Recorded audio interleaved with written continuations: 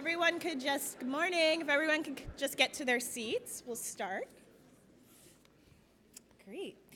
Good morning, all. Welcome to Carney Sando's 4th Annual Forum Diversity in Philadelphia.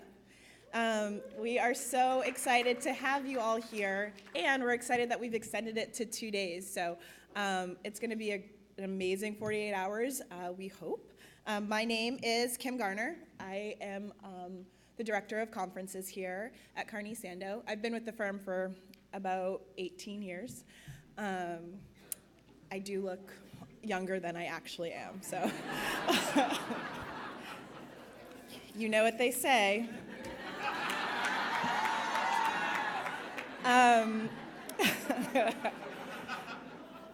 So at Carney Sando, we have an internal diversity committee.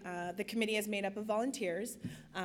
We're charged with obviously organizing this event, but also bringing to light different issues internally in terms of equity, inclusion, different blind spots, also professional development, as well as facilitating conversations internally and disseminating information for the firm at large. Within the community meetings, we've talked significantly about what has taken place in our country and in the world over the last year. We talked about how the events have impacted us both professionally and personally. We spoke our truths on a daily basis.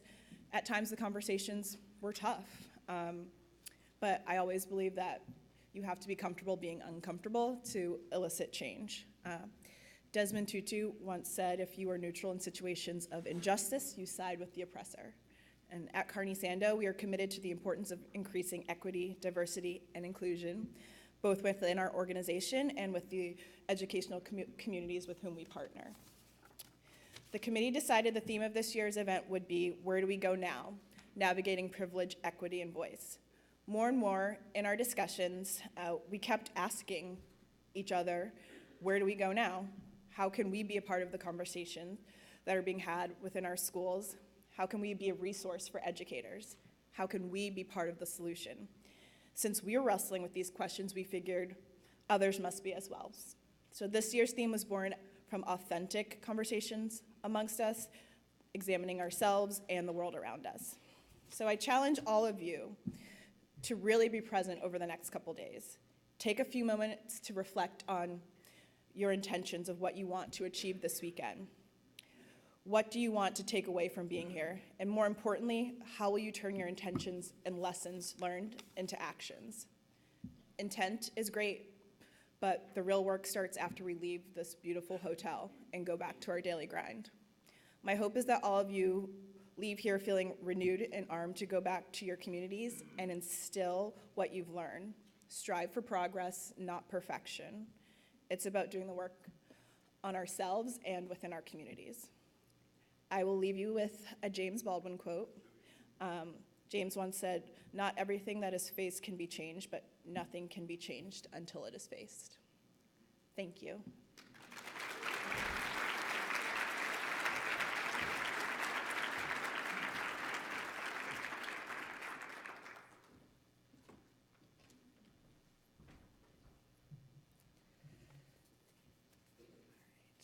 Good morning, everyone, and welcome. Good morning. Thank you. Thank you all so much again for joining us. It's wonderful to see you. My name is Ada McElroy with Carney Sando and Associates. I am honored to introduce our faculty. Thank you in advance for holding your applause to the end. Lawrence Alexander, White Mountain School. Varghese Alexander, Asheville School. Mary Antone, Oldenburg, Lexington Public School. Mirangela Buggs, Dwight Englewood School. Jennifer Christensen, Carney Sando and Associates. Sherry Coleman, Carney Sando and Associates. Nicole Dufauchard, Advent School. Monica Elmore, Montclair Kimberly Academy. Darren Finks, Cranbrook Schools. John Gentili, Horace Mann School. Rodney Glasgow, St. Andrew's Episcopal School. James Greenwood, Shady Hill School.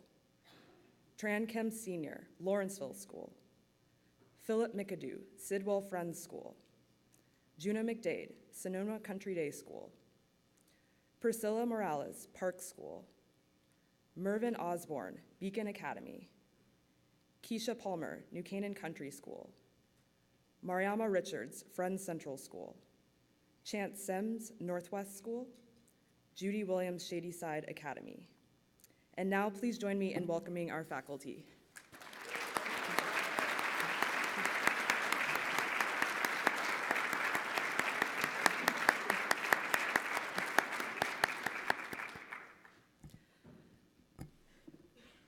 The president of our organization, Devro McClatchy, unfortunately cannot be with us this morning because his wife has recently undergone surgery for breast cancer, and he is remaining in Boston to be with her and their 3 children. In his absence, he has asked me to share the following thoughts. While I'm sorry I cannot attend the Diversity Forum this year, please know that I'm with you all in spirit and that I send the very best for an inspiring and successful event. Of all that we do at Carney Sando and Associates, this is the event that I feel most moved by each year, so selfishly, I'm disappointed that I cannot attend. I'd just like to thank Kim, Ada, Jessica, and everyone on the Diversity Committee who have all worked so hard to not only create this fantastic forum, but also to challenge us internally at Carney Sando and Associates to increase our commitment to the principles of equity and inclusion. While it might seem like a strange connection, I wanted to share that I found myself thinking about the overlap between my wife's recent diagnosis and the theme of this year's event, navigating privilege, equity, and voice. When we first learned her news a few weeks ago, the response we most often heard from folks was something along the lines of, "Oh no, what a terrible hand you've been dealt." "Crazy unfortunate" was the subject header of an email from a friend. To the contrary, we keep thinking about how crazy fortunate we are with all this. We enjoy fantastic insurance, we live in a city with some of the best doctors in the world, we have friends who are making sure we see these doctors, and we have resources and family that make it possible for us to cover things like meals and childcare and transportation. And we have each other. In every sense of the word, we are privileged beyond measure. But for vast majority of people, were they to face a similar challenge, these advantages would not be available. Similarly, we all know what a huge role privilege plays in K-12 education in this country. This is a point our keynote speaker, Tim Wise, has been hammering home for years. The inequities embedded in our education paradigm garner far too little attention from those who hold positions that could potentially make a difference. We at CS&A so deeply appreciate your zealous dedication to fighting against these inequities and for advocating for more inclusive and equitable school communities. We look forward to working with you and learning from you as we all push forward together on this consequential calling. Thank you.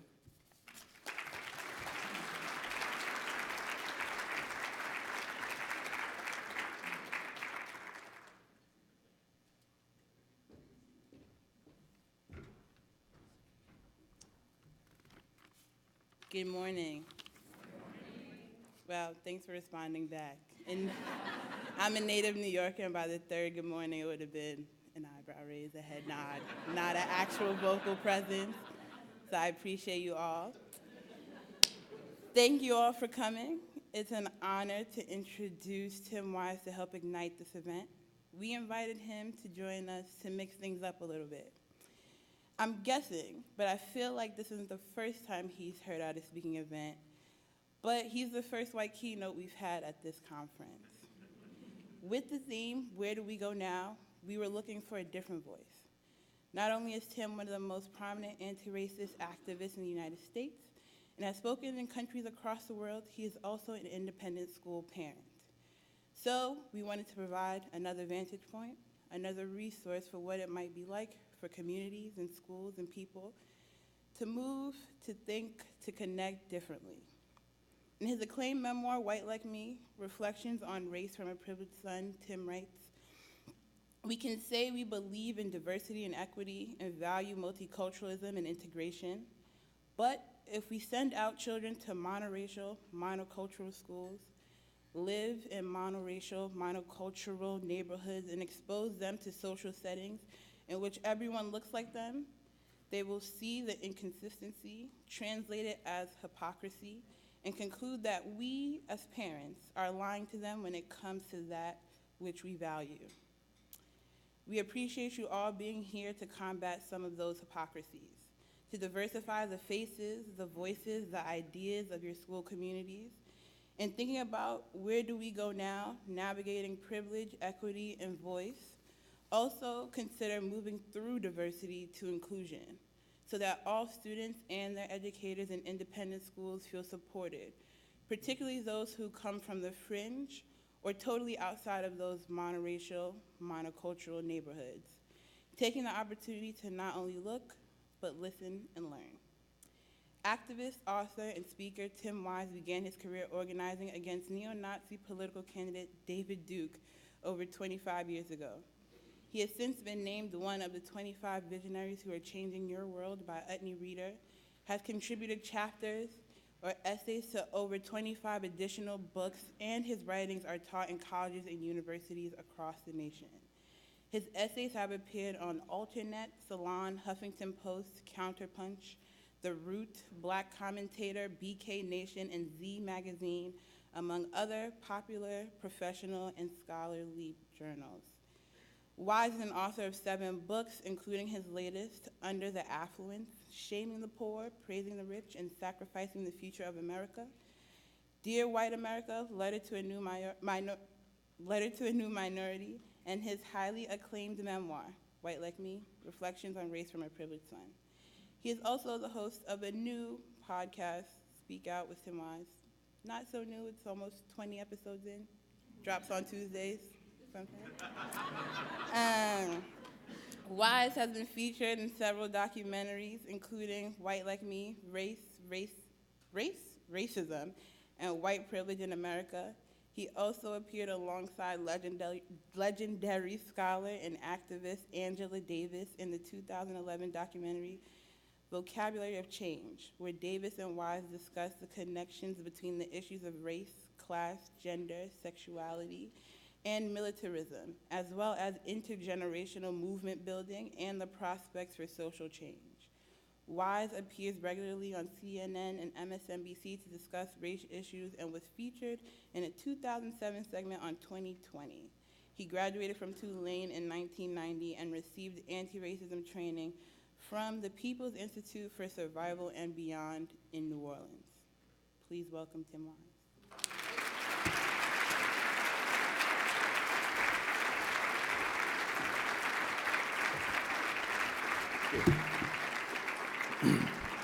Sorry, I did that. I killed that by closing the computer that's up here. I apologize for ruining your technology. But I'll tell you, it's a real honor to be the first white keynote breaking that color line. I'm feeling really good about that. Not quite Jackie Robinson level impressive, really, but wait till I tell my people. They'll be so proud that I'm holding it down up here for them.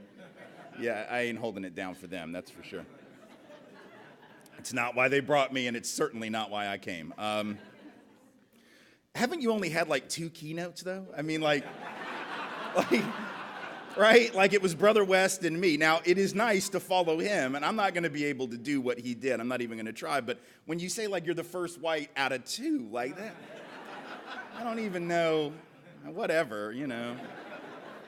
Whatever you got to do to feel inclusive, you just do that. You just feel like you're including us white folks. It's good.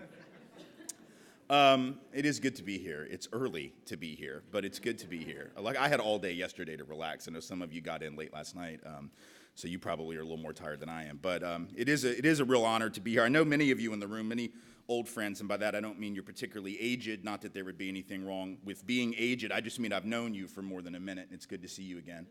Lots of new folks who I don't know, but apparently you'll be downloading my podcast, which is great. If I get nothing else out of this, I'll get more listeners, I suppose. Trying to think about what I wanted to tell you today, and I guess I want to start off by saying that, you know, we're in interesting times. That's going to be the biggest understatement, I guess, that I'll offer in the presentation today. Both interesting and incredibly dangerous times. And they're dangerous for a couple of reasons. For the last 8 or 9 years, my gig, as it were, has been, and this isn't just me, any of us in the room who do equity work, and talk about issues of racism and institutionalized racism in particular. For the last 8 or 9 years, our job has been for lack of a better way to put it, convincing white people that this is still a thing, right? And the reason we had to do that is because we had a black president, and a lot of white folks thought that was it. Because if you have a black president, obviously you don't have a problem anymore, just like I'm sure everyone in here remembers when patriarchy was eliminated in Pakistan once Benazir Bhutto was elected, not once but twice, a woman. You do recall that, right? Yeah, that didn't happen. But a lot of folks apparently believe that in this country, if you elected a man of color, that the problem of racism, the problem of white privilege, institutionalized privilege, and inequality had been eradicated. So for 8 or 9 years, that was sort of our job. And it was exhausting, right? And if it was exhausting for me, I can only imagine how exhausting it was for people of color, because it was constant having to prove that this thing was still a problem in spite of the election of a man of color to the highest office in the land. So here's the deal. I'm not known for my sunny optimism about this country. But here's one little silver lining in the storm cloud. Yeah, we really don't have to do that shit anymore, do we? We don't really have to prove it any longer, right? It's not a real hard lesson to learn. People are sort of beginning to see, I think, the obviousness of the problem. Now, I'm teasing when I call it a silver lining, because obviously it's not. In order for us to see it so directly, it's only because there's been such an upsurge in overt hostility, 22% increase in hate crime activity over the last year, several murders and overt assaults, blatant acts of racism and white supremacy committed in our nation. Of course, we had the Tiki Torch March in Charlottesville. I'm sure all of you will agree that nothing says white power like a bunch of 22-year-old white boys in khakis walking around with oversized Polynesian candles. I'm sure that you will agree that when you have a Pier 1 riot like that, there's nothing that says white power better and white supremacy than that. The only problem, of course, is when you have those overt acts of violence and overt acts of hatred, 18 murders, for instance, committed by white supremacists and neo-Nazis over the last year, double the number, by the way, in this country committed by Muslim extremists, although the Department of Homeland Security doesn't want you to know that. When you have that, it becomes very easy for the rest of us, doesn't it, to distance ourselves from it. And that's the danger in it, right? The danger the last 8 or 9 years was people not thinking racism was real. The danger now is thinking that it is real, but it only looks like that, right? That it only looks like Richard Spencer and other overt white nationalists. That it only looks like David Duke, that guy that you heard that I was working against about a quarter century ago. It only looks like overt hostility and people with swastika flags or Confederate flags or whatever else, right? Demanding a white ethno-state. But I want to suggest to you that it's very dangerous for us to try to distance ourselves from those folks, because we're often just, 1 degree of separation, 2 degrees of separation from them. And even when we're not, even when we aren't the kind of people who would ever engage in that overt hostility that we see on the news every now and then, or we see in a Twitter feed every now and then, the reality is that we still live in a society of inequality for which we are all to blame. After all, David Duke isn't to blame for the fact that the typical white family in this country has 15 times the net worth of the typical black family. Because David Duke doesn't have the power to have made that happen. He's not to blame for the fact, neither is any white supremacist or neo-Nazi, to blame for the fact that even white households headed by a high school dropout have more net worth on average than black households headed by a college graduate. David Duke's not to blame for that. Or the fact that white families have 11 to 12 times the net worth of Latinx families on average. He's not to blame for that. Richard Spencer's not to blame. None of those boys in Charlottesville are to blame for the fact that, according to a 7-year study of tens of thousands of police precincts and counties around the country, law enforcement are 3.2 times more likely to shoot black folks than white folks, even when those black folks are unarmed and posing no threat. David Duke isn't to blame for that. The disparities we see in our K-12 educational system, both public and private, independent schools, is not the work of neo-Nazis and white supremacists. It's the workings of a larger society. It's the result of a legacy of inequality that we all have inherited. So if all we do is sort of cluck our tongues and point at those people who are the obvious racists, we let ourselves off the hook for having to do anything. Here's the point I guess I'm trying to make to you. If the bar that you set is you are not a Nazi, that's a very low bar. Right? If the bar that we set is, I do not believe in a white ethno-state, that's a very low bar. We have to do quite a bit more than that. And sometimes I fear that when things are so obvious and so blatant, it becomes easy to get distance in our independent schools, in our communities, and in our society more broadly. So let's just try to remember that as we move forward and as we try to create policies, practices, and procedures in our institutions that allow us to move forward and to become more equitable. The second thing I want to point out to you, and I always try to start relatively early on with this because I feel like sometimes we believe that we are more committed than we are. Here's the thing. In our independent schools, and I am an independent school parent, and I have been for 12 years, let's just acknowledge up front that these are places where inequity and privilege are baked into the process. They're not some happenstance or accident, right? It's not like a glitch, it's a feature, right? Right? So it's not like you can just update the app and get rid of the glitch. No. If you actually want to uproot inequity in your institution, you have to actually create new hardware, okay? And most of the time, we don't really want to do that. And you know what? That's all right. I know. I get it. But I just want us to be honest, because if we're starting with the presumption that we're actually about the radical transformation of our institutions and we're not, then we just get frustrated, and we frustrate a lot of other people, particularly those folks of color who we bring in and put all the burden on them to do the work to transform us. And then when they can't, then they get burnt out and they look for their next move and they move away. See, if we would just be more honest and be like, yeah, we're not really looking to radically transform, but we'd like to get a little better. Let's just start with that, right? Because when schools tell me, oh yeah, we want all kinds, we want more diversity. How much you want? How much do you want? Because when you tell me the sky is the limit, I do not believe you. Because I just don't.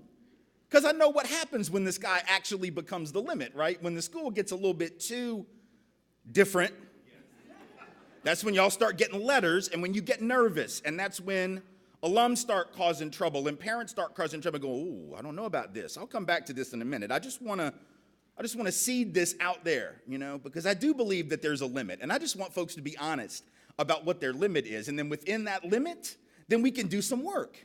Right? And we can make it more equitable and more just for the folks who are there, but let's not pretend that we're really down to radically transform the institutions if we're not. Let's just be honest. Let's shoot straight with each other, because our schools are places of inequality, not by accident, but on purpose. Doesn't mean they can't be made better, doesn't mean they can't be made more equitable, and it certainly doesn't mean that we can't prepare the folks who are there, including the white folks who were there, including the affluent folks who were there, including the cisgendered and straight folks who were there, and the able-bodied folks who were there, and all the more privileged folks who were there, that we can prepare them for that world to go out there and create more equity and justice. We can do that, but we just have to be honest about who we are and what our institutional DNA has always been about. Next point. And one would think that I wouldn't have to say this so many years into this work. And many of y'all have been doing this work for a long time too, and I guess it does bear repeating that diversity and inclusion is not the same thing as equity and justice. We've been a very diverse nation for a very long time. First of all, this was a diverse place before Europeans ever set foot on it, because there were hundreds of indigenous nations, very diverse in and of themselves. White folks came, made it even more diverse, I suppose, right?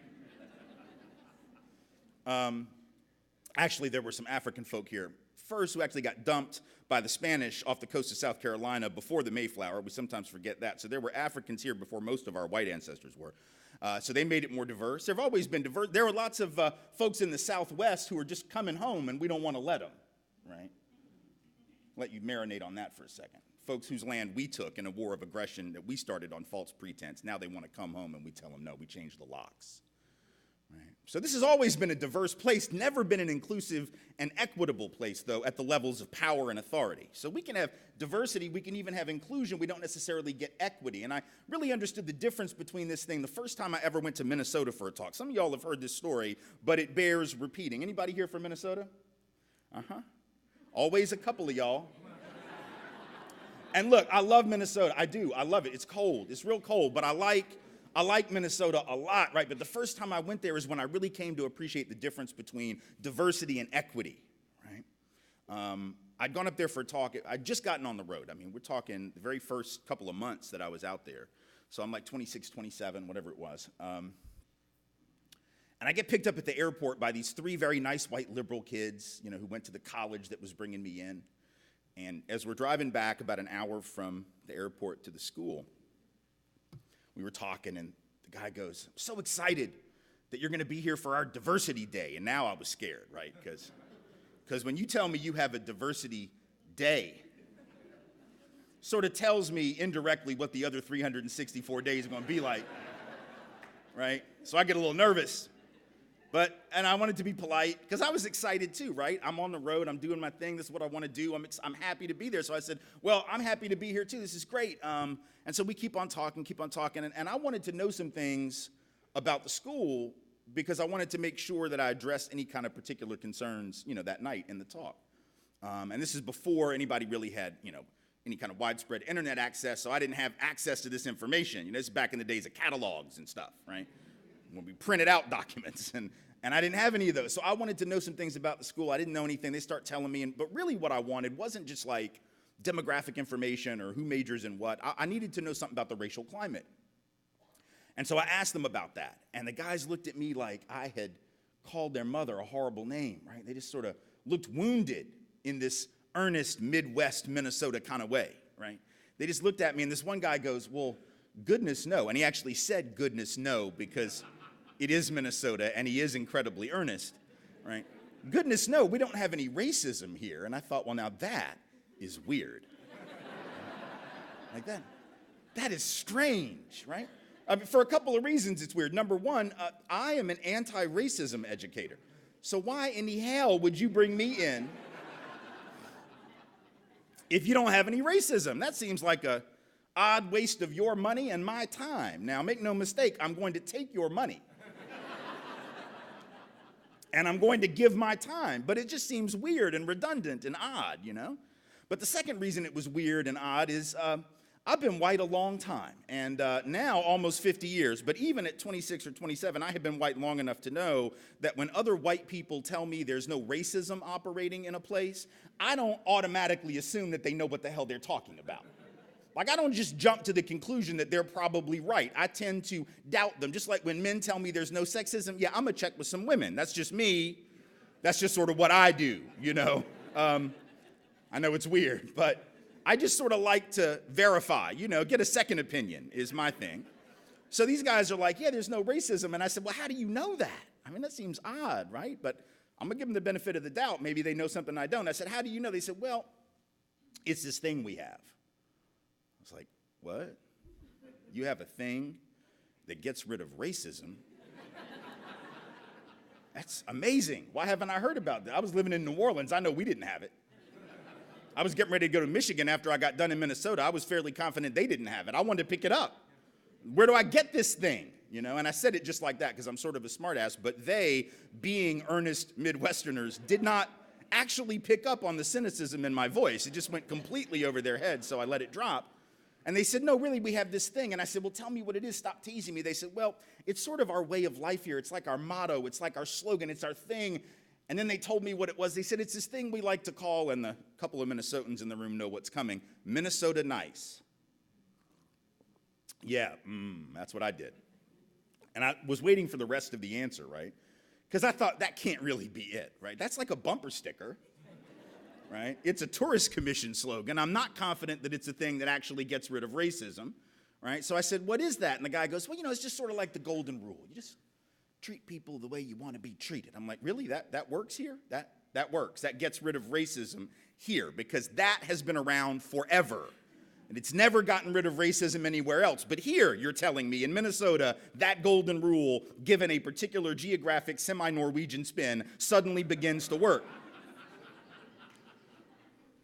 And they said yes, earnestly, and I let it drop because I knew I wasn't going to get anywhere. But I decided what I would do is I would have a conversation with people of color over the next several months. I was back and forth to the state a few times, and so I asked them about it, right? So I'd ask black folks, and I'd ask Latinx folks, and I would ask Asian Pacific Americans, particularly like in the Hmong community, Southeast Asian communities in the Twin Cities, talk to some indigenous folks about it.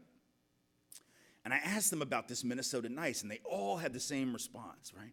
They all rolled their eyes, and I mean like the kind of eye roll, I don't mean like a subtle, I don't want you to see me roll my eyes kind of eye roll. I mean like the kind of eye roll that you can hear the eyeballs rotate in the socket kind of eye roll, right? Like it's a Vegas slot machine, that kind of thing. And it was like they had rehearsed this answer, but these people didn't even know each other, right? But they all had the same answer down. They're like, oh God, Minnesota Nice is killing us. And I said, really? Talk to me about that, right? And they said, well, a couple of reasons. Number one, we know that outward civility sometimes masks great contempt, right? And we've caught people who are very outwardly civil and nice, undermining us on the job, undermining us in the schools, saying things about us behind our back, telling racist jokes, doing all these things that, aren't very nice. They just do them in a very sort of passive-aggressive way or a very hidden kind of way, but we've seen it. So number one, we don't trust it. But the second problem, and this is the one that really pertains to what I want to talk to you all about, is that if we feel marginalized in a space, if we feel a lack of belonging and voice in a space, and we want to change that, we have to raise our voice above a whisper in order to get change done. And then the minute that we do that, we're the ones who get tagged as what? Not nice. We become the violators of the cultural norm that this entire thing is based on in this state. Right? So once you complain, once you try to actually make change, you now get labeled the problem because you have introduced race into a room where they didn't think it existed until you brought it up. You have now violated their cultural norm. So what I came to realize was these three young men that had picked me up at the airport, all of whom, again, very nice. And I have no doubt that they were sincere when they said they wanted more diversity and were excited about this event. I have no doubt that when they say they would like to have a more inclusive campus, they were not being disingenuous, they were being honest. The problem is that was only going to work even for them within the context of a cultural norm of niceness, right? So as long as those folks can come in and get with our thing, everything will be fine. But now don't y'all forget, it's our thing, right? It's our place. And we're going to invite y'all in because we'd like a little color here. But don't forget, it's our place. Whiteness is the sun. Y'all are just the planets, faithfully keeping orbit around it. And we can look at those planets and go, my goodness, Neptune is beautiful today. And look at those rings on Saturn. But don't forget that the sun is the giver of all life. And we will remain the sun. Do you understand? So you're going to get with our thing. But don't try to change our thing because we like our thing. And it's going to stay our thing. So diversity and inclusion is nice, but unless we actually interrogate the cultural norms and the assumptions and the understandings of the institutions, right, we don't necessarily get to equity. In fact, we probably will not get to equity.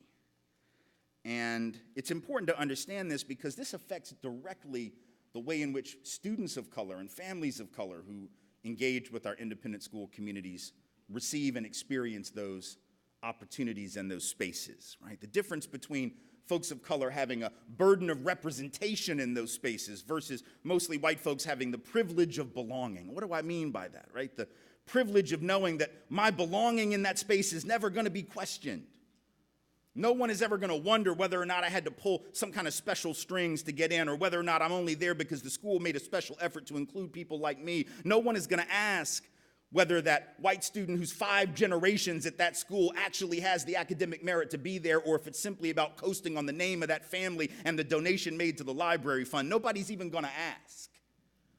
How many black and brown students and families, however, do I have to speak to at our independent schools around this country who say they are constantly presumed to A, be on financial aid even when they're not, B, if they're on financial aid, not deserve to be there. Here's my point, C, let me tell you something. If you are on financial aid, and you're still able to get into and succeed at our independent schools, let me argue that you're actually more deserving of being there than the folks who are 5 generations in.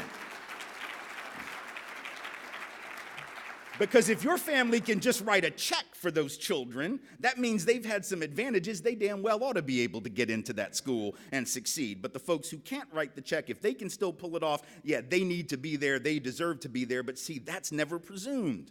They're still presumed to be the beneficiaries of some charitable work rather than having actually earned their way in. And so they have a constant burden of representation, knowing that if they screw it up, and I'm not just talking about the students now, I mean the faculty, I mean the staff, I mean the administrators of color who know that if they don't live up to standards, they may not only be letting themselves down, which is bad enough, but they may actually be letting down folks like them coming after because they know that it will stick to others in ways it will not to dominant group members. These are the things that non-dominant group members have to think about that the rest of us don't, because we have that privilege of belonging. And this affects student performance, right? Some of y'all are certainly familiar with Claude Steele and Josh Aronson and their work and others on stereotype vulnerability, stereotype threat. What does that research tell us? It tells us that when you're a member of a group against which there are negative stigmas about performance, let's say in an academic sphere,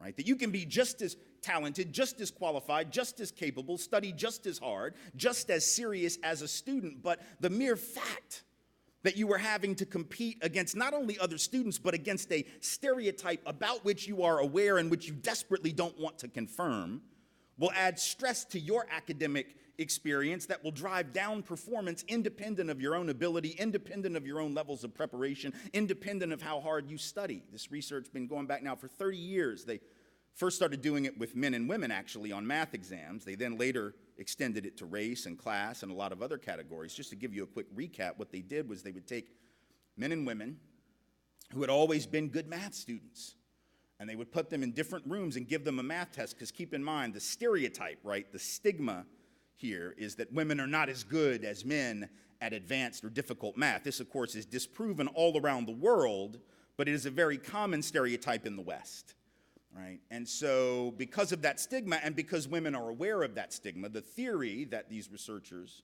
social psychologists, all of them, put forward was that that could independently affect their performance when they sit down to take a test where they're afraid that they might confirm the negative stereotype. So they took men and women, they put them in two different rooms and gave them a math exam. In one room where there were men and women, they told the test takers this was a test of their actual math ability. In other words, that it was diagnostic of their actual talent. It would be graded, it would tell them how good they were, blah, blah, blah. And the second group was given the very same questions, the very same test, and these were equally qualified folks in both rooms, but in the second room, they were told it's not diagnostic, it doesn't mean anything, we're not even going to grade it. We're just going to observe the way that people take tests, something innocuous and non-stressful like that. What do you think happened? In the group where there was no pressure, there was no statistically significant difference between the men and women on the test. In the room where it was said to be diagnostic, there was a substantial difference, with men doing far better than women. They replicated it over and over and over. Then they did it with race. They took white folks and black folks, put them in a room, told them they were taking a diagnostic test of verbal skills. The white folks did far better than the black folks. In the other room, equally qualified white and black folks took the same test, told it wasn't diagnostic, wasn't going to be graded, didn't mean anything, no statistically significant difference in the outcomes. They replicated it over and over and over again. Then they started extending it to other arenas, right? They started looking at athletics, but not like a sport where a stereotype would be real obvious. They wanted to see how deep this went, so they took white guys and black guys, put them on a miniature golf course, right? And told them, this is a test of your natural athletic ability. The hell? Y'all ever play putt-putt? The hell kind of natural athletic ability you gotta have to play putt-putt? It's geometry and some hand-eye coordination. That's all it is. But if you tell them natural athletic ability, what happens? Now the white folks freak out. Oh my God. I'm playing mini golf against black people who I know have more fast-twitch muscle fibers and an extra femur and a spring in their ankle. Because that stereotype is often believed, right? Even on a mini golf course, the white folks are like, oh my God, and they're 15 over par or some shit, you know? You tell the same skill level white and black mini golf players that it's a test of strategic sports intelligence, which I'm not sure what that is, but I'm fairly confident it doesn't apply to mini golf, right? But if you tell them that, now it's the black folks who freak out, because now you've tripped this stereotype about intelligence. Now the white folks feel more confident. They end up doing better. They've done it with age. Take younger folks and older folks, right? Give them a test. If you tell them it's a test of memory before they take it, right? What do you think happens? The older folks, right, get nervous. Oh my God, if I do badly, it's going to confirm in the eyes of these people that I have dementia. And so they get nervous and they underperform. You have the same level of skill. Younger folks and older folks take the same test, tell them it's a test of learned knowledge, right? Now the older folks feel confident. The younger folks freak out. Oh my God, taking a test of learned knowledge against my grandmother. I don't know as much as her. And the underperformance is among the younger folks. Right? In other words, what this tells us is that our students, our professionals, the people in our institutional spaces, bring a lot of baggage in with them. All the stuff from out there comes in, and it doesn't matter how committed our institutions are, that's still going to come in the door. We can be very open-minded, very progressive spaces, committed to equity and inclusion, and doing some really good work, by the way, and yet folks are still going to feel those pressures because there is that burden of representation holding it down for the group, and not having to do that is a huge privilege and a huge, we don't think of privilege that way, though. We think of privilege, that word that's up here, as just like a money thing or a power thing. Sometimes it is that, right? But it's also a psychological thing. It's that privilege of feeling comfortable in the space, right, in ways that a lot of other people don't. And we need to be fully aware of that so that we can talk about that with students. Because what the research tells us is if we want to diminish stereotype threat and the effect it has on performance, we have to speak directly to it, and we have to create policies, practices, and procedures, from classroom management to curricular choices to orientation program, all kinds of things that need to be done, most of which are actually pretty easy to do. But we won't do them if we don't understand the need for them, and we'll continue to replicate the policies that produce inequities, and the inequities that then get produced end up reinforcing the stigma, right? Because if certain students underperform relative to other students, or if certain professionals leave after a few years and we don't understand the context for why they're leaving, and we don't understand the context for why they're not performing at the same level in some cases, then it reinforces the notion that, I guess they just weren't made for this place. I guess they just weren't cut out for this. They're just not good enough, when of course that's not true. But context is really important, because if we have inequities of performance, the students see that. And then they start making conclusions about why it is. And I think about this, I've got two daughters, 16 and 14. They attend university school and in Nashville. And they're dancers. That's their thing. And a couple years ago, when they were dancing in the same studio that happened to be downtown, they were in a dance company there. One day after school, I'm driving them from university school to the studio downtown in Nashville. It's about a 7 or 8 minute drive on surface streets, and we don't even bother with getting on the interstate. It's just quicker to go on the surface road. So as we leave USN, we drive, and USN is on a road that you go about 6 blocks down, and there's public housing. 7 blocks down, there's public housing. And we're at the stoplight. And we've made this drive every day for a year and a half. And I'm sure that my kids had noticed the demographic of the neighborhood at some point before that, right? But we get there, we're at the stoplight, and Rachel, the youngest of the two, who at that time was 10, is in the back seat, and she says, "Daddy, why is this neighborhood pretty much all black?" Now that is one hell of a good question. My child, my 10-year-old, is doing urban anthropology in the back of my Highlander. I'm so happy, right? And I'm especially happy because as a parent, as you know if you're a parent, right, there are lots of times your kids will ask you questions for which you do not have an answer at all. And as a parent, you'll normally just make something up because you're supposed to do that, I gather. But this was a question my kid asked, like the one thing that Daddy actually knows the answer to, right? Like if you had to ask, like if she had asked, like, where does electricity come from? I'd be like, haven't y'all covered that yet? Like, Google it. I don't know. Look it up on your phone. Just leave me alone. But you asked me about race in America, and I'm good, right? That's the one thing I know. So she asked me the question, and I'm ready to give the answer, and it's like right here in my throat. I'm ready. I'm not gonna be able to give the PhD level version because she's 10, and we only have 3 minutes left before we get to the studio. But I'm gonna give her the elevator speech version of this, right? And so it's right here in my throat, and then something happened. I didn't know it was gonna happen. I'm an only child. But apparently this is a thing and those who are not only children will know. When a younger sibling asks a question to a parent in the presence of the older sibling will inevitably and without delay offer the answer so as to impress the parent and show up the younger sibling. I did not know this was a thing. I now know it is a thing. And so I've got the answer right here. Remember the question, Daddy, why is this neighborhood pretty much all black? I've got the answer. And then Ashton, the 12-year-old, says redlining, which was scary accurate. I was like, huh? Like, do you just know things? Like, have you been reading my books? Is it genetic? Did you just how do you know? Where'd that come? And then the 10-year-old Rachel was like, I don't know what that means. I said, yeah, I don't think your sister does either, but that was one hell of a good guess. For those who don't know the word, that is the practice that for many generations was common in this country, where banks and lenders would literally take red markers and circle black neighborhoods, mostly black neighborhoods, in urban areas around the country. And anybody who lived within the boundaries of that red line could not get a loan. It didn't matter what your credit was, didn't matter what your occupation or educational level was. If you lived in those boundaries, you weren't getting a loan, period. And that, of course, starved those neighborhoods of resources.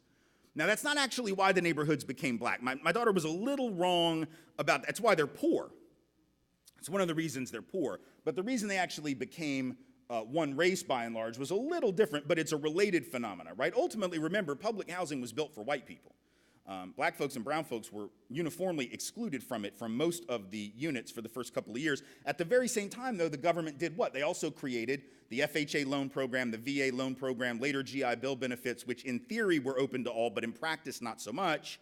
And so that allowed white folks to leave the cities, even if they were working class and struggling, leave the cities, move to the suburbs, get a house with a lawn where they pick up the trash twice a week.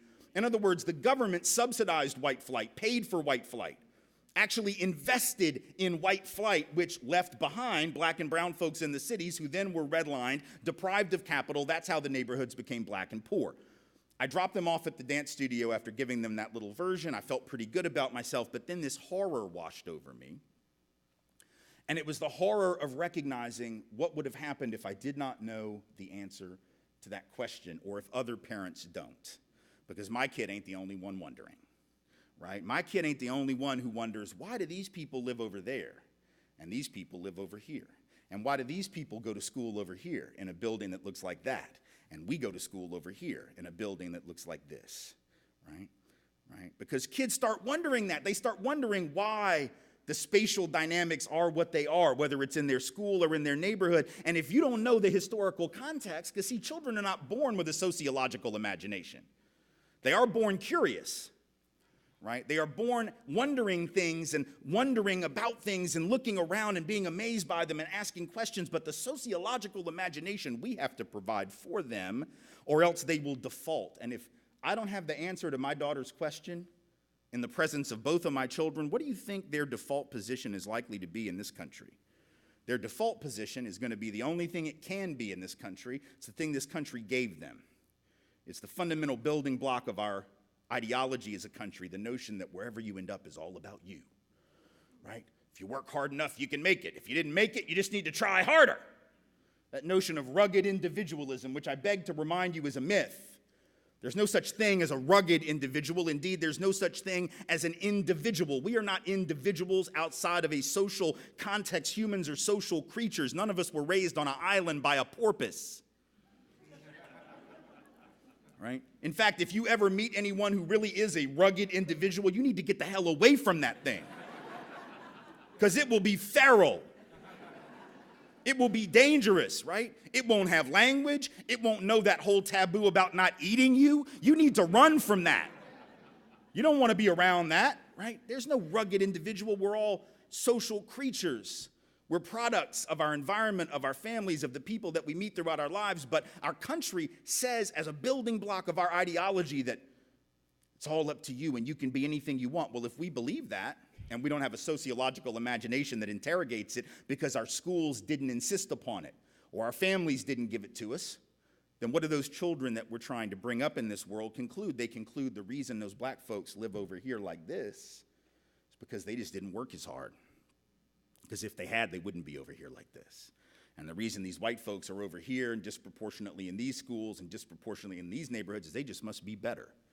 See, many years ago, y'all will remember in the 70s and early 80s, the National Conference of Christians and Jews, which later became the National Conference on Community Justice, had a commercial where they had the slogan was, you have to be taught how to hate, right, which is sort of a line that's ripped off from South Pacific for those who are musical theater fans, right? But you have to be taught how to hate. And I never was fully satisfied with that phrase because that sort of assumes that somebody's got to sit you down and actively teach you things like racism and sexism and homophobia and all those things. You have to be actively taught bigotry. But the reality is if you come up in a society that tells you where you end up is all about you, and then you look around and you see dramatic inequalities of condition, you don't have to be taught how to hate. You're being taught indirectly, subtly every day, racism and sexism and classism, the assumption that those on the top of the pyramid must be there by dint of their own effort, hard work, and talent, and those on the bottom must have less of all of those things and therefore deserve their station as well.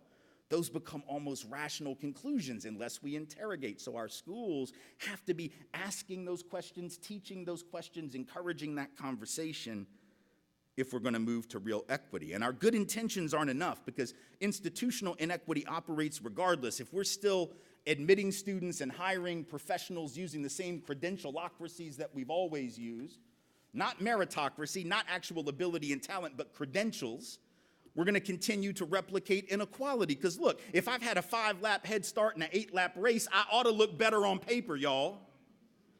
My resume ought to be more impressive if I had a 5-lap head start and an 8-lap race. The question is, am I actually running faster? Because I would argue if somebody starts 5 laps behind in an 8-lap race and at the end of the race they're only down by 3, they're the faster runner.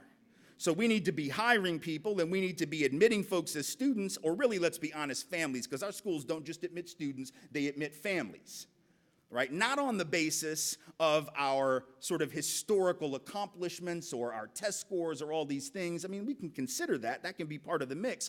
But we've got to also be looking at other things. We have to be looking at the context within which people have achieved, right?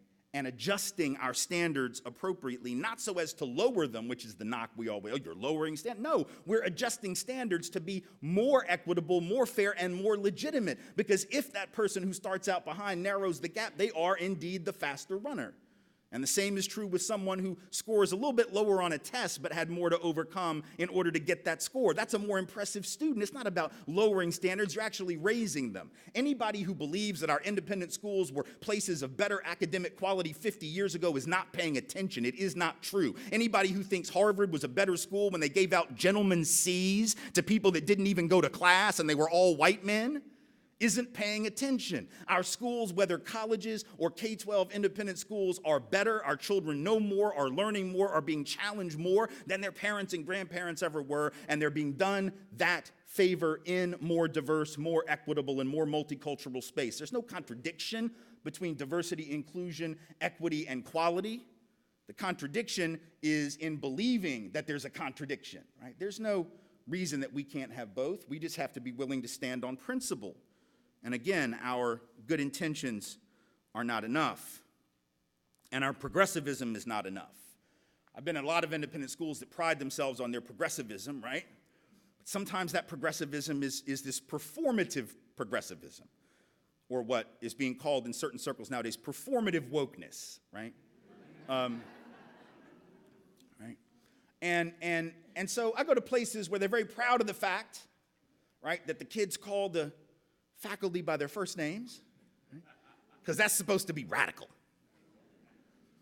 Doesn't feel real radical to a lot of black folks and a lot of people of color who were being called by their first name by little white children in this country in the 1800s who were 3 years old and would just call them by their first name, not as an act of respect, as an act of profound disrespect. So see, the stuff that sometimes we think is real progressive and that we don't mind as dominant group members hits black and brown folks a little bit differently because they've been waiting for the respect of being called by their last name and Dr. whatever and Mr. and Mrs. whatever for generations, right?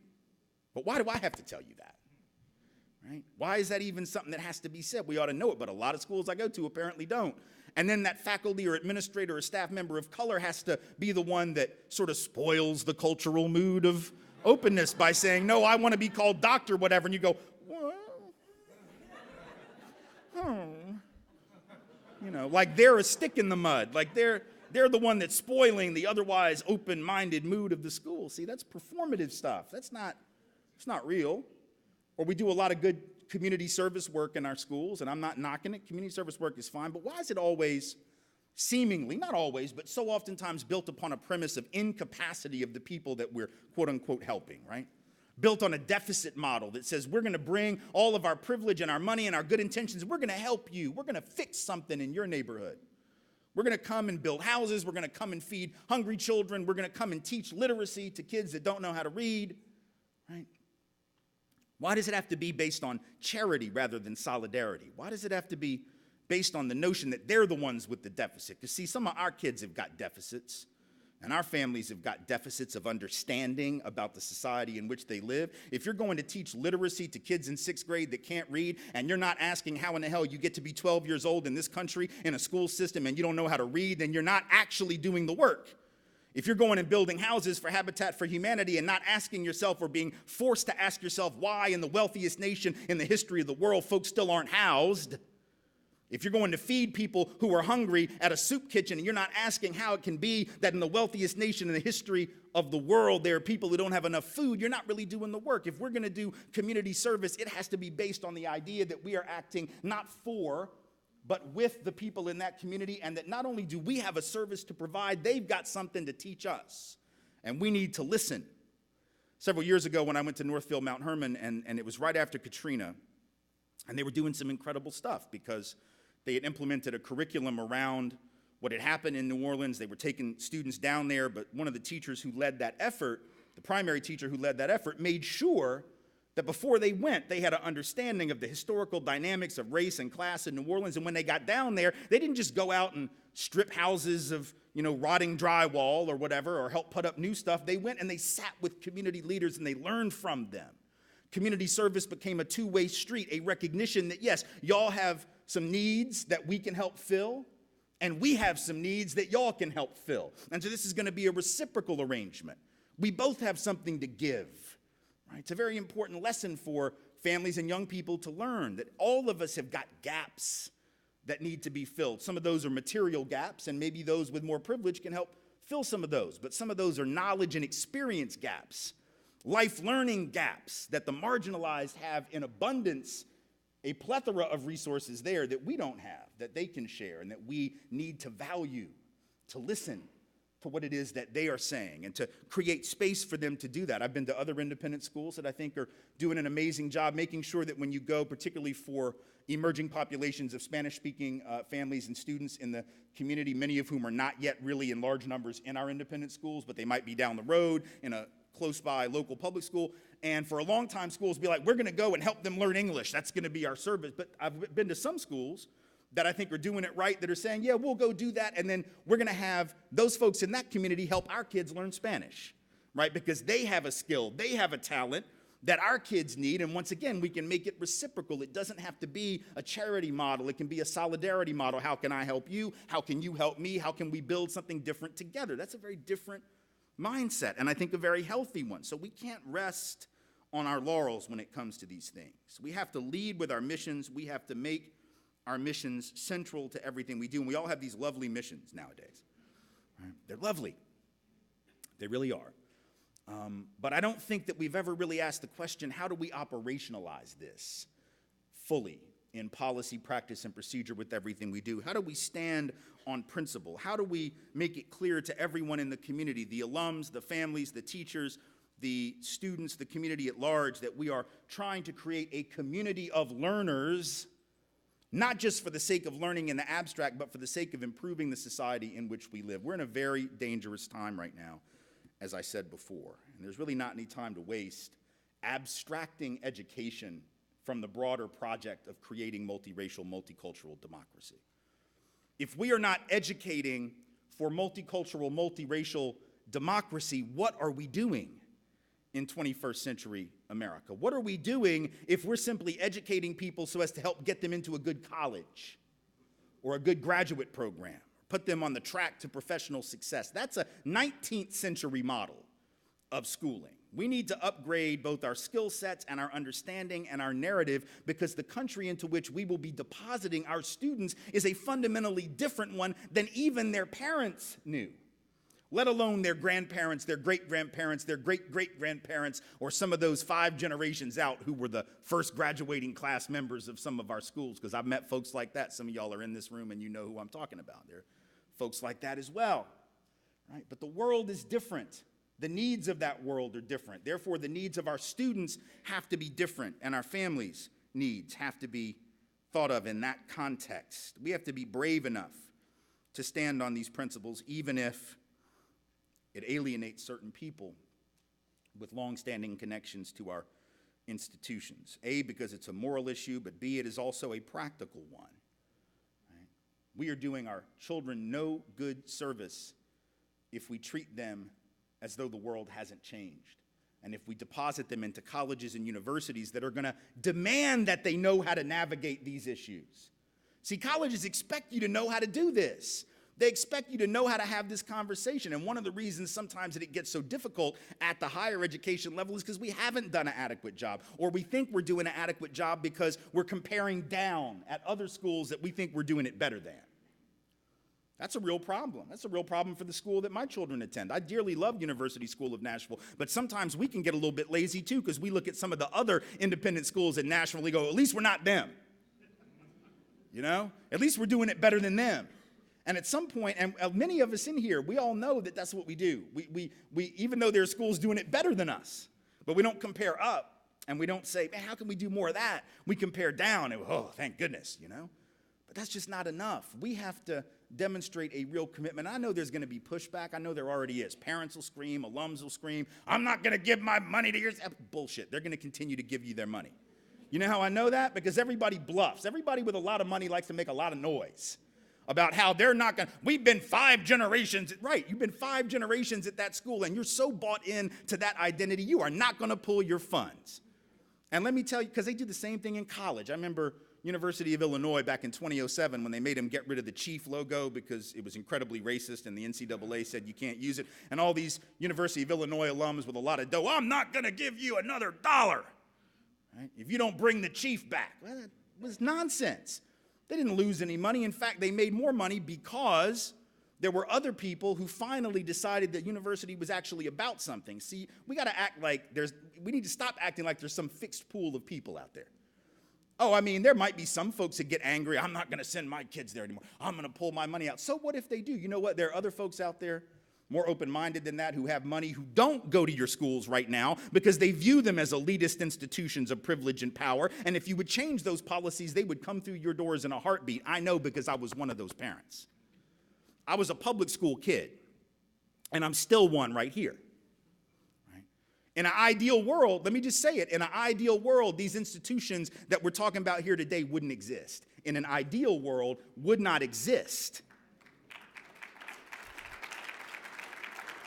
And I know we're not living in that world, and that's fine. We're trying to create a more equitable and just one, perhaps, that would get us there. But here's the thing. I dearly love the school that my children attend, but it was a struggle for me to go to that, to become part of that institution. And let me tell you, it's a struggle for some of the folks in this room to work in those spaces, right? Unless they come from those spaces, and even if they do come from those spaces, it can be hard because you understand that first point that I made about how privilege is and inequality is not a glitch, but a feature, right? It was hard, but I made the decision. You know why I made the decision? I didn't make the decision. I mean, my wife and I made it together. She had her own reasons, but I'll tell you what mine were. It didn't really have to do with the academic quality at USN, which I knew was great. It didn't have to do with the reputation. It didn't have to do with any of that.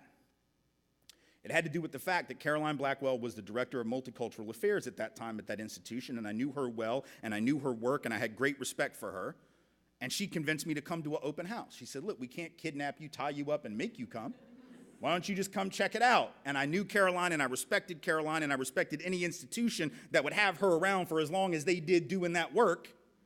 That's why I made the decision. I brought my money in that place that I wouldn't have brought previously, and if she hadn't been there, because I would have had this sort of sideways view of the school, even though it is the liberal private school in Nashville. Right? That didn't mean anything to me. That really didn't matter to me until I knew that they had a commitment to really talking about some of these difficult things and doing some things around those subjects. And it's a commitment that we still have to be very deliberate about, because we can slack up and we can fall down on the job. All of our schools have better and worse days, better and worse years, better and worse efforts, and sometimes those efforts fail. But let me just tell you something. When you stand on principle, when you say this is what we are about, right, you create a different kind of branding. And I hate to even use that language, the dead language of the American business class, but there it is, right? It's about branding, fine. Let's really try to differentiate ourselves in a different way, because there's only so much you can do to improve your academic reputation or your historical reputation, right? That stuff is sort of fixed. Same way it is in colleges. Like if you're Harvard, you're always going to be at the top or near the top. Stanford, same thing. Princeton, same thing, right? So if you're way down the list, in colleges or independent schools in terms of reputation, there's only so much you're going to be able to do to increase the size of your endowment. There's only so much you're going to be able to do to increase the academic reputation or get on whatever list of great independent schools there is. And if you're at the top, you're probably not going to slide far down. So why not think of a different way to brand yourself, to create a different way of understanding what you could be in the world, right? And saying, this is what it means now to be this, as opposed to what it might have meant 30 years ago and 40 years and 50 years ago, right? If you do that, then you open up your institutional space to a whole lot of different folks. And I don't just mean people of color. I mean other white folks who never wanted to come to your space either, but who might now if they actually see that those are spaces that are preparing our children for the way the world is, not the way that the world was. And so in this moment where there is so much tension, so much fear, so much concern about whether people belong, and not just in our independent schools, but in our country itself, where we have children and families that are literally wondering whether today is the day that the knock comes on the door and they get sent out of this country, or told at their school events that they should be sent out of this country. As long as that is happening, we have to make a decision about who we are going to be. You're not in a position to change this society in and of itself on your own. You are in a position to make changes in your institutional space that will determine the future of your families and your children's lives and the space where you are, the institutional life of that space. You are in a position to stand on principle, to let folks know what it is you're about, and to announce that a new day has come to our independent school communities where we're not just going to focus on the surface level performative wokeness, diversity, and inclusion, but we're going to create equity. And I believe you will do that. I will help you do that. Many of the people in this room will help you do that. And I thank you all so much for being here. Thank you.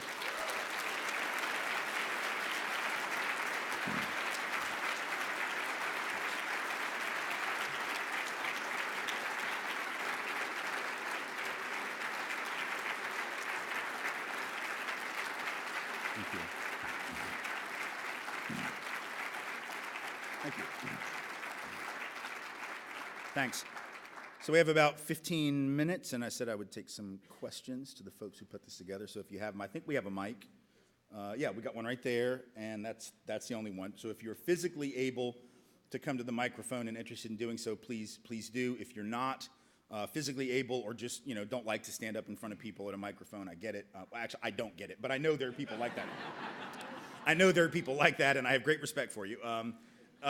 If that's who you are and you'd rather ask a question from the seat, I can just call on you and just try to be loud, so people go. Or we can just stare at each other awkwardly for the next 15 minutes, because I ain't leaving the stage until 9:30. So I got more. Go ahead. Yeah.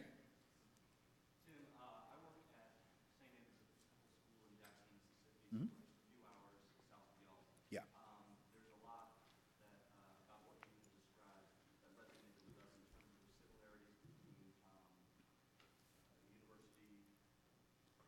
University school, yeah. and our school, in that we are, quote unquote, progressive game in town. And I realized when I moved there in Washington, D.C., that progressive is very relative. Very relative. Yeah. Yeah. So can you speak a bit more about practical steps that schools can take both internally and steps to communicate externally with good work, good moves around this work? Yeah, I think internally, the first step that schools ought to really take is, I think it's important to do some personal institutional excavation of one's history. And one's history in the community as an academic institution, as a civic institution, and the space where you are. And so what I mean by that, you think about what Brown University did several years ago at the behest of its president, that said, look, we're going to excavate our history as an institution built by slavers and built on the edifice of white supremacy. And it was a painful excavation, but a really valuable and an important one that now allows them to move forward. Georgetown is undergoing some of that right now, having this conversation about the way in which the institution was literally built by slave labor, and now this conversation is, are we going to extend to the descendants of those who literally did that building, and or other African-American students, are we going to extend some type of reparation literally to them in the form of tuition assistance or automatic admission? These are questions that they're beginning to ask at the university level. I think our independent schools can start to look at the role they have played for good and for bad, because it's always a mix. I don't want schools to just beat themselves up about all they haven't done. I also want schools to be proud of what they have done, but within a context of self-critique as well. You know, University School was the first, as we're very proud of saying, the first school in Nashville that was fully desegregated both academically and in athletics. There was a Catholic school that actually desegged a year earlier academically, but they didn't desegregate their sports team. So then we go, aha, we did, so we win. All right. And that's great, don't get me wrong, but there's still a question, right, about how this progressive institution, because University School comes out of, essentially it was the demonstration school for Peabody College, which was an independent teachers college. Now it's the ed school at Vanderbilt University. And so it was this almost like lab school kind of settings, very experimental, very Deweyite, very, you know, based on all these sort of experimental things.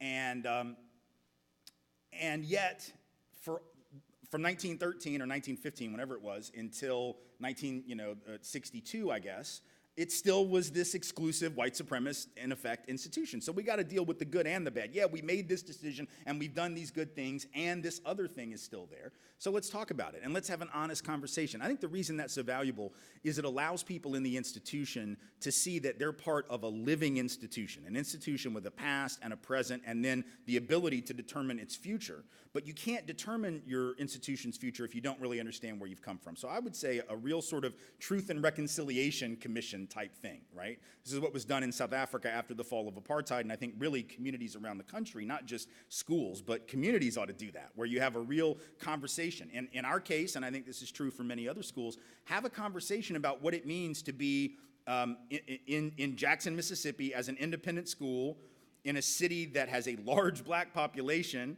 that was not historically served, and that there's still a disconnect from. You know, University School is down the road, as I said, from public housing. Now, have we done some outreach within that community and some collaborative work with that community? Yeah. Could we do a lot more? Absolutely, and we need to do a lot more.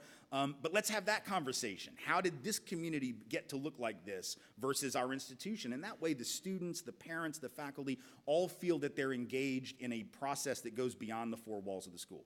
As far as communicating that outwardly, I think once you begin to have that truth and reconciliation, that means you have an event, let's say, at a school where you invite people from the community to come in and tell you how they feel about your community, right? I mean, we need to hear the voices of the people who haven't been there. Tell us, you know, and some folks are not going to be in a place where they can share that. Other people will be happy to tell you what they think.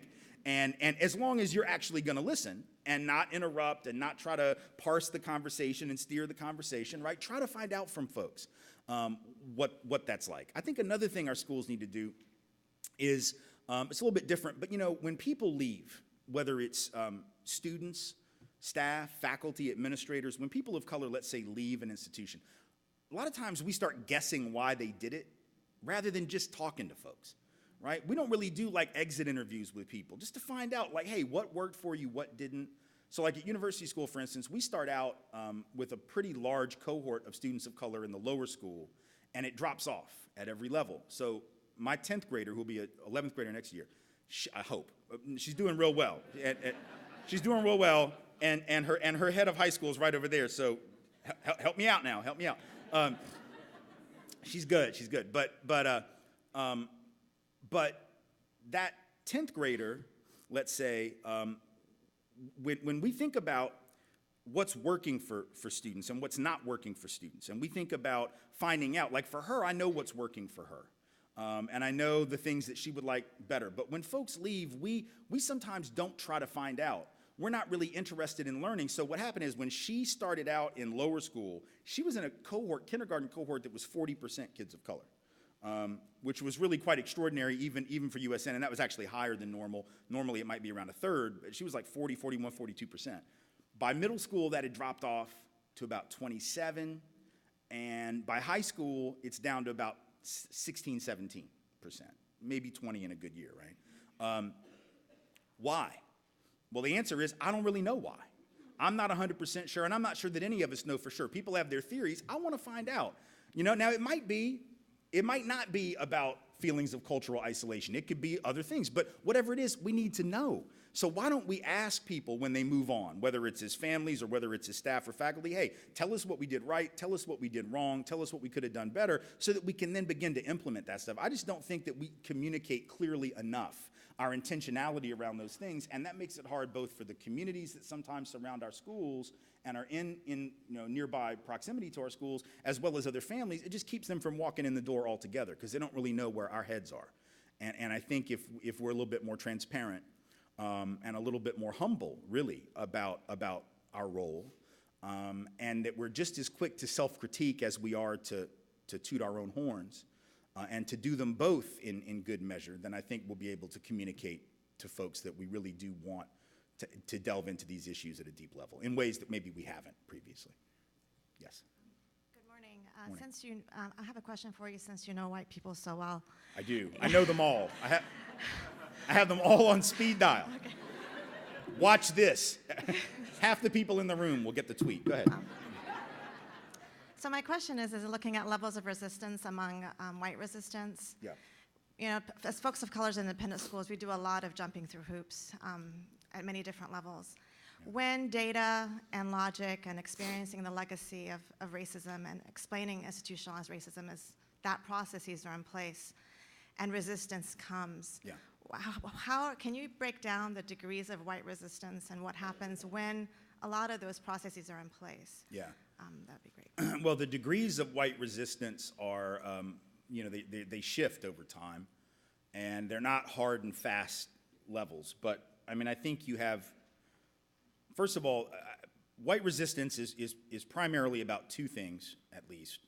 One, of course, is a real defensiveness around the desire to frankly, whether it's conscious or subconscious, to maintain one's position. I mean, let's just be honest. There are folks who actually feel, consciously or subconsciously, that their position is threatened by greater equity, and so they are literally protecting turf, right? There's a second group for whom that isn't necessarily their hang-up, but they are what Robin DiAngelo calls, experiencing white fragility, just this inability. And it comes from having been privileged and having been protected from these conversations and from racial reality for so long that when finally that is thrust into the conversation, there's a learned helplessness that white people have. We just don't have the tools to even engage these conversations because we've never had to do it. And so here you have people who have incredible amounts of power and advantage in just about every walk of life in most all cases, and yet it's like they are being asked to speak a totally foreign language for which they have no reference at all. That level of resistance is obviously easier to work with because just like learning any language, you can get better at it. You can develop fluency. You can develop those skills. People who are protecting turf, it's harder, right?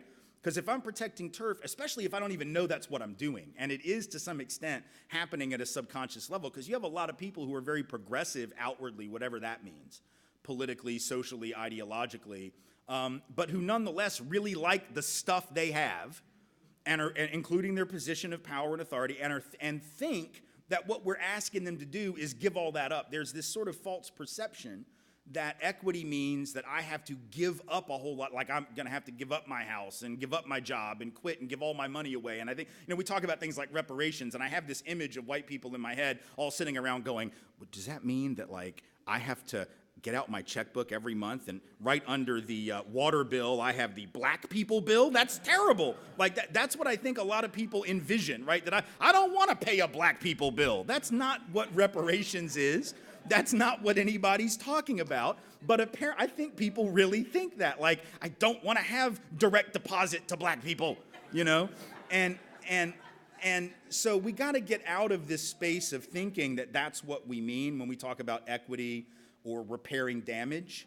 And I think the only way we do it, the only way to push through someone who's stuck in that space is, I think, number one, to acknowledge the fear of change is a real thing, and to try to steer that fear in a different direction. Because I get it. If white folks have been set up, if men as men have been set up, men right now are flaking out a little bit, right? Because what do you mean? We're having this sexual assault. What? And like Woody Allen thinks he can't wink at women anymore. Okay, Woody Allen's done a lot worse than wink at women. That's not really the problem. But the thing is, like, we can't just light banter at the office? What the hell are we in? 1958? What is this? Right? But guys are just like, but,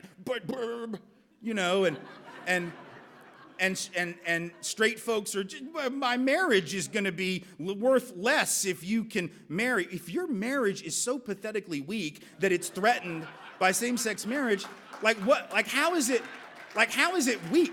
Like what are you thinking to yourself? Like now that there's marriage equity, are you sitting there thinking, well, I should have held out? Like what is your problem, right?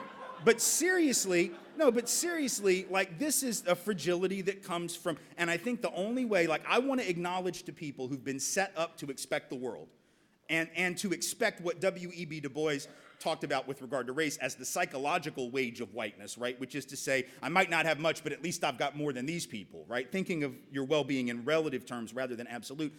I want to acknowledge and honor the fact that folks have been set up. Men have been set up to expect patriarchy and dominance. White people have been set up to expect de facto white supremacy. Now, I don't want to spend a lot of time crying for white people over that and say, oh, poor pitiful white people, you got set up. But we do need to acknowledge that when you've been lied to for a very long time, I can't expect you to get truth in a minute. I've got to be willing to hear your fear, hear your anxiety, and then say, you know what? You have every right to be anxious, but the people that set you up are the people you need to be upset at. Because if we'd had equity all this time, you wouldn't be feeling this stress. If we had equity all this time, rather than you thinking of yourself as having to stay above certain people, we wouldn't have a lot of the problems that we have in our society. I don't mind acknowledging someone's pain, even their fear. What I do have a problem with is allowing them to misdiagnose it and not do a corrective, right? It's the same thing with physical pain. I'm a hypochondriac, y'all. Bad. I get a chest pain, I know I'm having a heart attack. A couple years ago, I'm sitting in the bed around Christmas, and I wasn't even telling my wife, because that's what a real hypochondriac does. A real hypochondriac doesn't say anything to anybody. They just sit there and suffer in silence and wait to die. So I'm sitting there in the bed, and I got this pain, and I'm like, 3 days in, it's my wife's birthday now, 3 days in, and we're sitting there at breakfast, and I'm not talking much, and she goes, what's wrong? I said, well, I think I might be having a heart attack. And she says, what? She's like, yeah, for like the last 3 days, I've been having this pain. And she's like, well, why don't you go to the doctor? I said, oh, I think it's way past the doctor.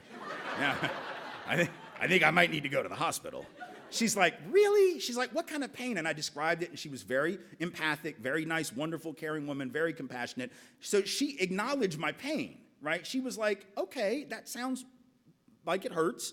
You should go to the doctor. But she wasn't going to indulge my bullshit as to what it was. But I was insistent. And so I went, and, $6,000 toward my deductible later, I come back, and I had pulled a muscle.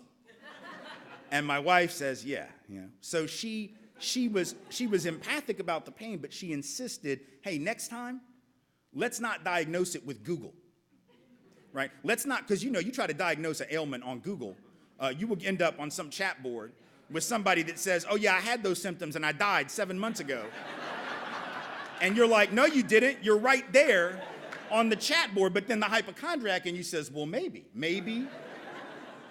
this is real, So I think we just have to acknowledge the fear, give people a space to talk about how hard it is to experience change. None of us like dramatic change.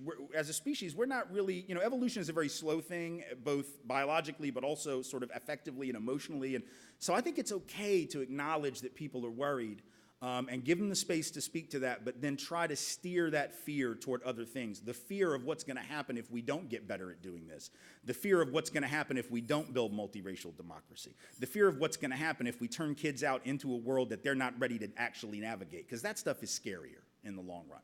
So it isn't about shutting down people's fear, it's about redirecting it, right? Yes. Good morning.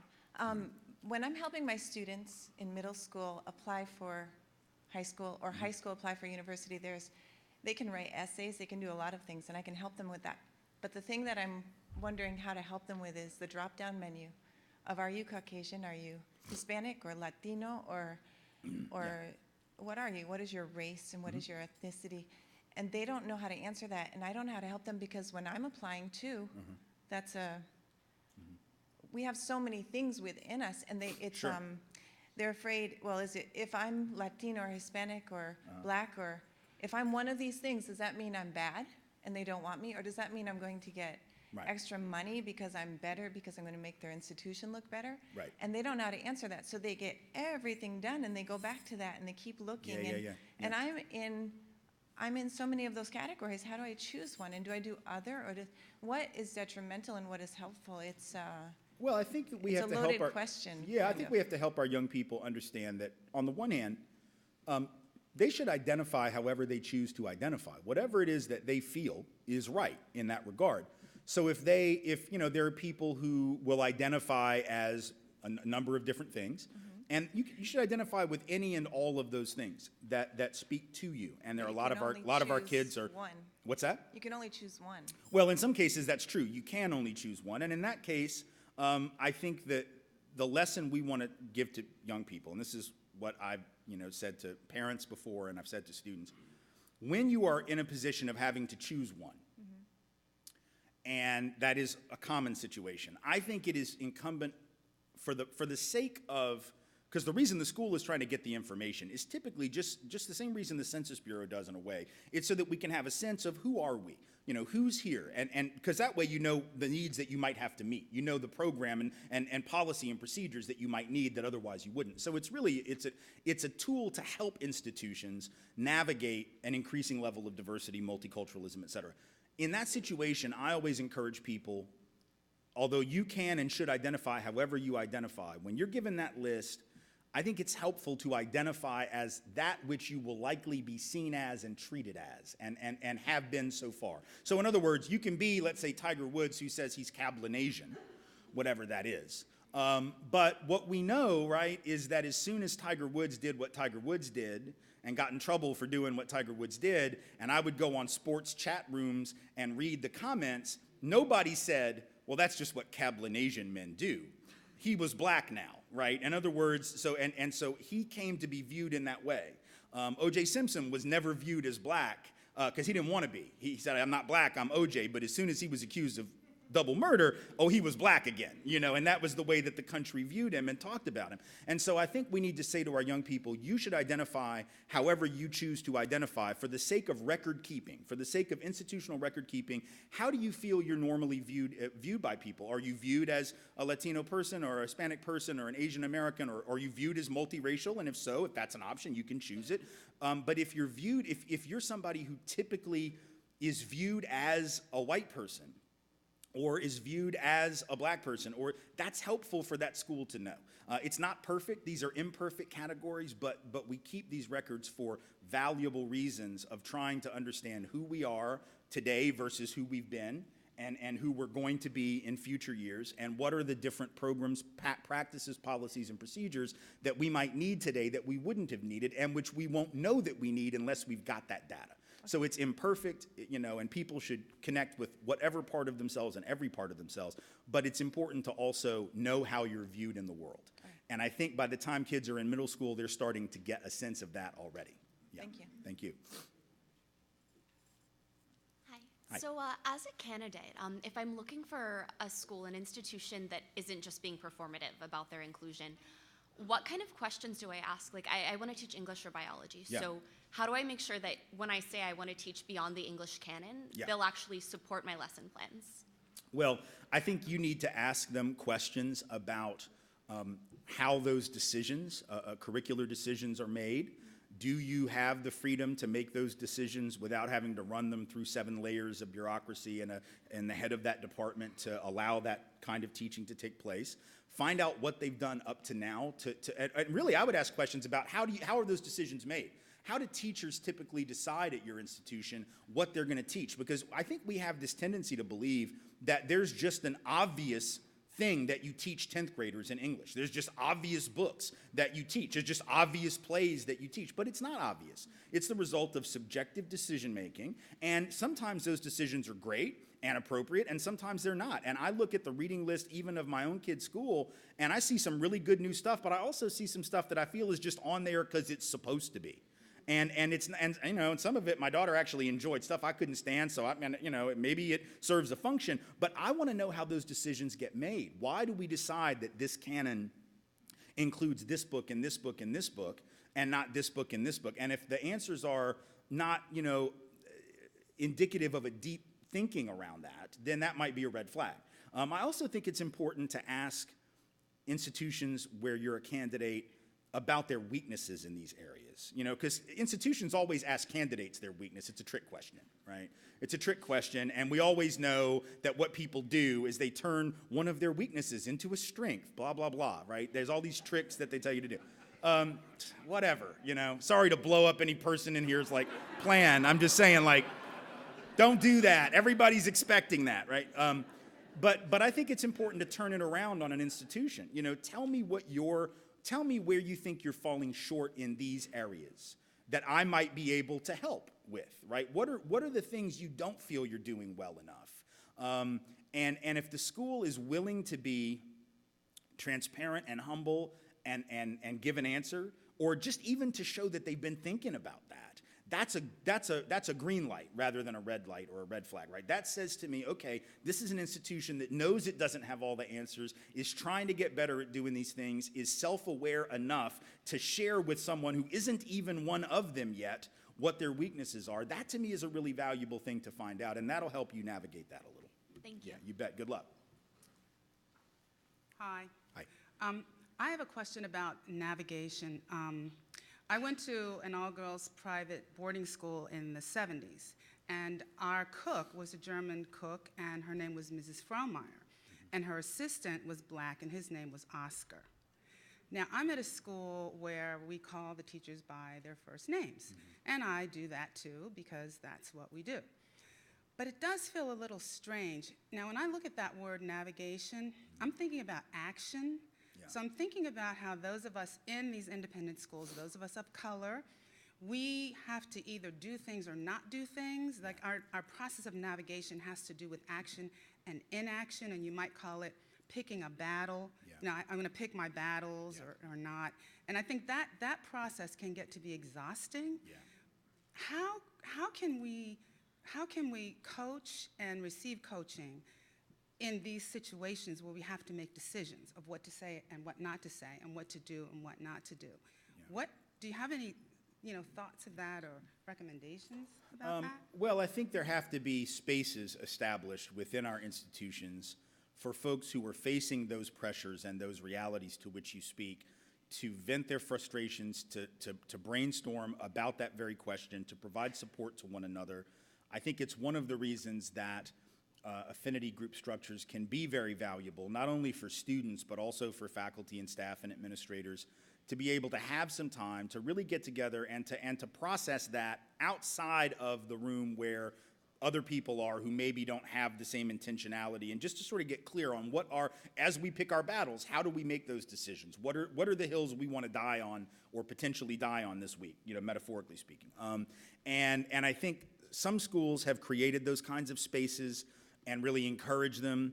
Others have created them but don't necessarily encourage them, and they're just sort of these empty shell affinity group type things. And other schools don't have them at all because they're scared of affinity group structures and the implicit separatism involved, which I think is not what they are at all, but that's how many times they're perceived. So I think we need to create these supportive structures so that those conversations can take place. And I think it also requires, again, when we're going into institutions, I think institutions themselves, at the institutional leadership that is so overwhelmingly, typically dominant group, not marginalized group, so typically white, usually male, disproportionately affluent, obviously, that there has to be a willingness among those folks to also take up some of that burden. It isn't enough, even though we're doing affinity groups, it isn't enough to put all the burden for figuring out how to navigate that on black and brown folks, or on women as women dealing with issues of sex and gender, or for LGBTQ folks dealing with issues of sexuality and gender identity. We also have to encourage the white folks and the men as men and the straight and cisgendered folks and whatever other dominant groups there are in our institutions to also spend some time on this. We need to make sure that the white folks we hire have a heart for this and have a mind for this and are prepared to also push and fight some of those battles alongside you. Because if you're having to fight them all, and the white folks are just sort of like, yay, you're fighting those battles, that's great. That's not really very helpful, right? And so we want, and this is so important to stress, when we talk about diversity, I think sometimes the assumption, and this feeds into that zero-sum mentality that I was referring to a second ago, where folks think any gain for this group is a direct loss for me. We're not actually saying that we don't value white people or white men or straight white men. We just want different kinds of straight white men. We just want straight white men or white folks generally or men generally or straight folks generally who have a deeper acknowledgement of their own identity, their own position, and how that can be both problematic and how that can be leveraged for positive reasons. So we want to encourage our white colleagues, let's say when it comes to race, to think deeply about these issues, these norms that maybe we take for granted in our schools, and to be willing to carry some of that weight for us if we're people of color. Because if you're having to do all the heavy lifting, it's going to become incredibly exhausting to drag all of that weight over that finish line. So we've got to, those of us who are white in those institutions, we got to step up. We have to take some of that burden off. We have to also have our own ally affinity group structures where we talk very seriously about what does solidarity look like for us, so that that's not all on you and other folks of color in those spaces. Yes. One more, and then I guess they're going to make us leave, right? Yeah. Oh, I'm sorry, here. And then I'll go there. That's fine. I'm thinking about the response you gave to the candidate who came and asked, what kind of questions can I ask the school about this? And I thought you were going in one direction and you didn't go there. So I wanted to wondering about how do we get folks to ask the question of our schools around how are you going to help me become that white ally, white accomplice, white identity person who understands who I am, or a person of any kind of identity.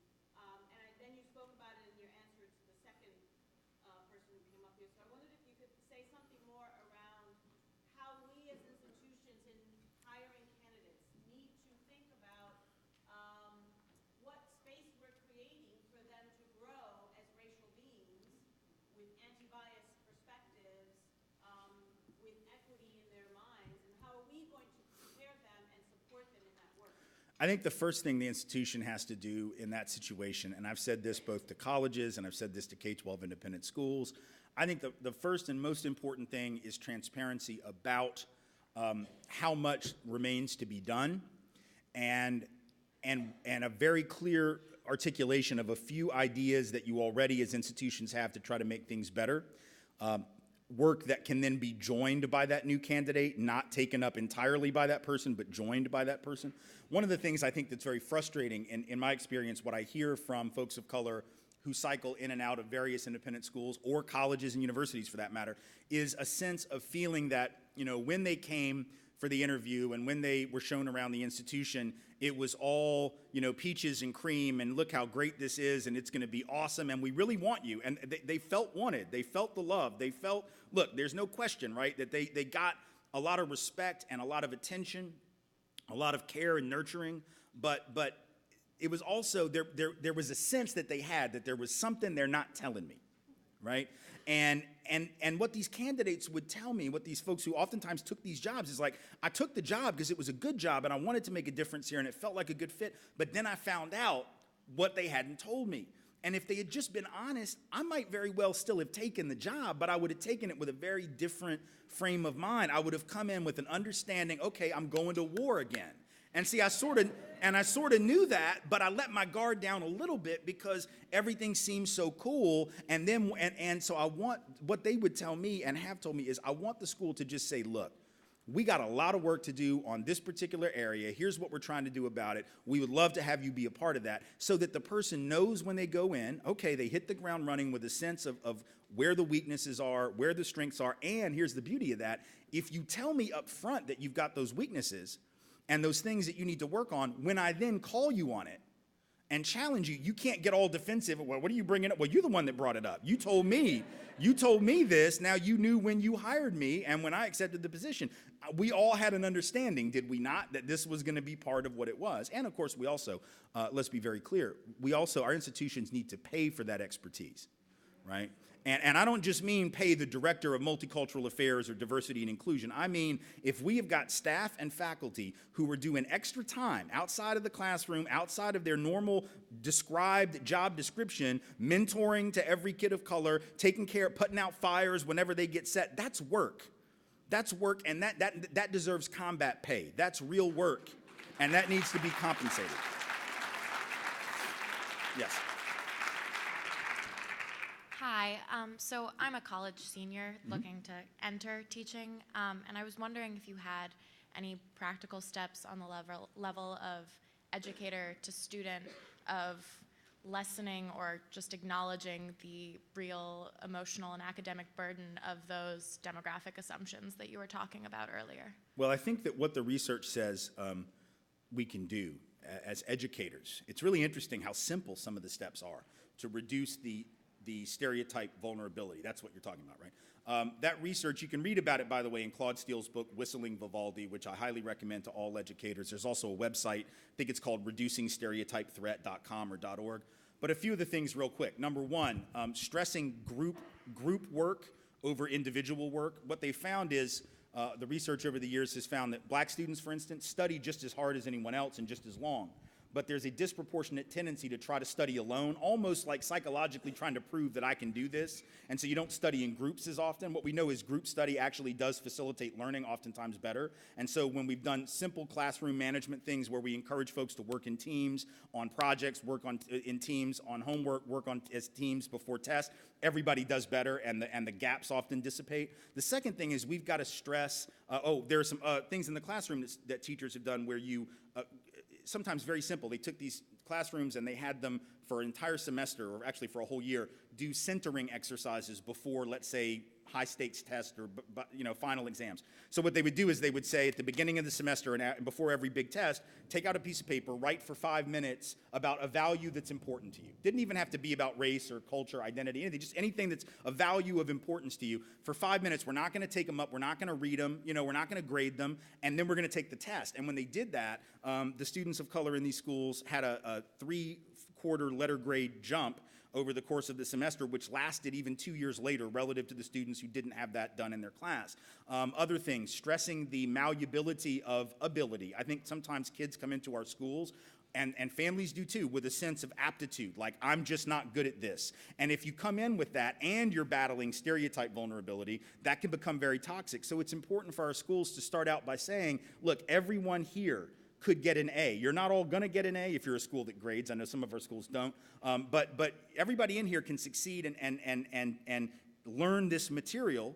And just sometimes even stressing that, because I know for me, like I came into college with a sense, or even high school, with a sense that I wasn't good at math. I just didn't have the aptitude for math. And I had decided that for myself. Why? Because I'd started to do badly in math. Why? For the same reason that every one of y'all that didn't do well in math didn't do well in math. It's your 7th grade math teacher or your 8th grade math teacher. And when you trace it back, that's when we fall off the cliff when it comes to math. If you had good math instruction, you're good to go. If you had lousy math instruction, you decide like me, I'm just not made to do math. There's no such thing as aptitude in that sense. It's not that clear-cut a thing. But if I believe it is, then now I'm in academic trouble. And if I've got a whole culture telling me these kinds of people in particular are better at it than me, and these kinds of people are worse, then it's a real problem. So little things like that. There's obviously a lot more, but again, we're out of time. If you read Steele's book, though, Whistling Vivaldi, there's a whole section where he talks about what the research has found, ways to lessen stereotype vulnerability that work effectively, and I think are especially applicable to the independent school setting. So thank you all so much for being here. I appreciate it.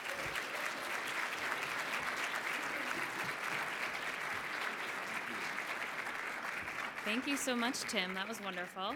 My name is Jessica Wright. I am the Associate Director of School Services at Kearney Sando. And I wanted to point your attention to an art installation that is in the hallway in front of Millennium Hall. This is something that the Diversity Committee came up with as a part of the theme for the event, which we've talked about. Where did we come from? And where do we go? So trying to figure out how we can take care of ourselves in the coming year. We thought about how did you take care of yourself in 2017. So the focus of the project is to encourage self-care. If you're not taking care of yourself, you're not going to be able to take care of anybody else. So please go visit the wall. There's pins on the wall with different phrases to inspire you and how you can sustain yourself for the coming year. So please go visit and have a wonderful day. We do need to clear out the room so they can set up for our panels. So thank you all so much.